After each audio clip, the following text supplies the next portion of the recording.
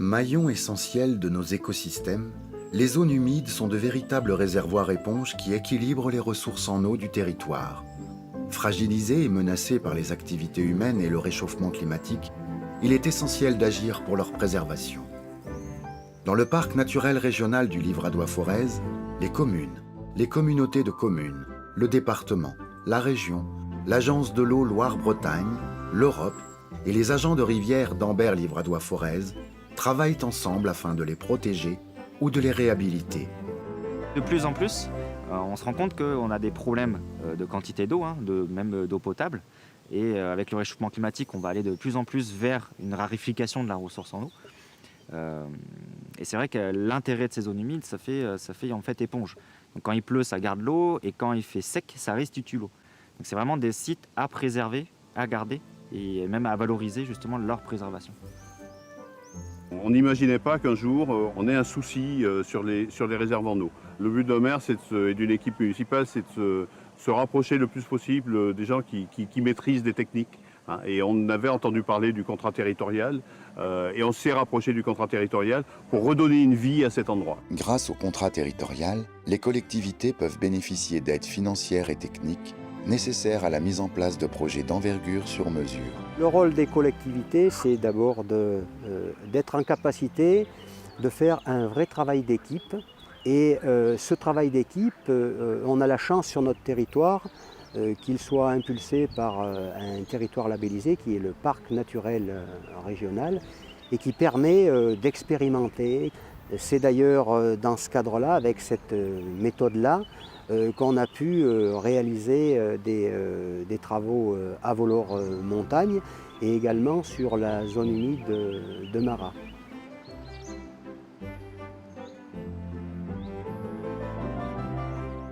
Marat se trouve entre Oliergues et Vertolaye.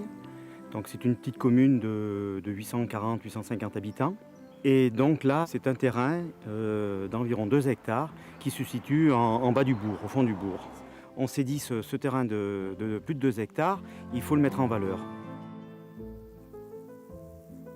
Comme on n'était vraiment pas que dans l'amélioration du milieu aquatique, on est vraiment à côté d'un centre-bourg, donc il y avait un objectif de valorisation beaucoup plus large.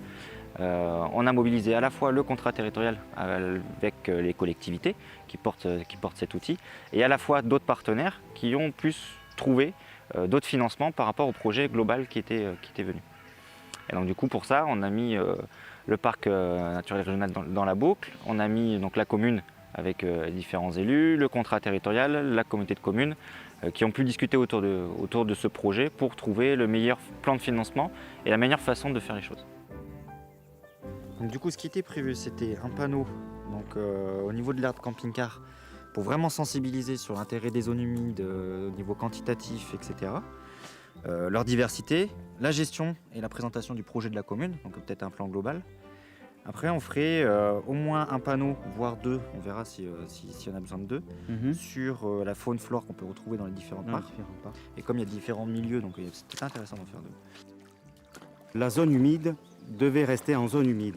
Donc à partir de là, je me suis dit qu'il faut rendre très attractive cette zone humide, en faire la valoriser pour que ce terrain ne soit pas à l'abandon et permette donc à la fois à l'école qui se trouve dans le bourg et aux enfants du bourg et à la maison de la petite enfance qui était très proche, de les sensibiliser aux zones humides, à toute la nature qu'on peut trouver dans les zones humides.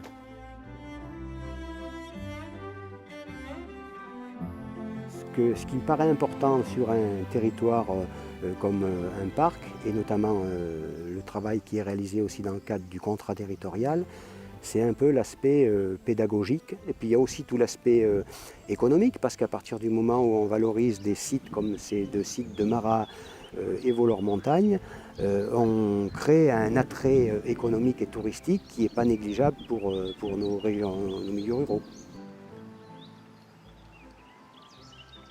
Nous, on savait juste qu'il fallait faire évoluer les choses, qu'il fallait donner un nouveau souffle, une nouvelle vie à ce plan d'eau, mais on ne savait pas encore comment. L'équipe du contrat, de Marc Cladière, est venue nous faire des propositions. On a vu tout de suite que c'était ça qu'il nous fallait.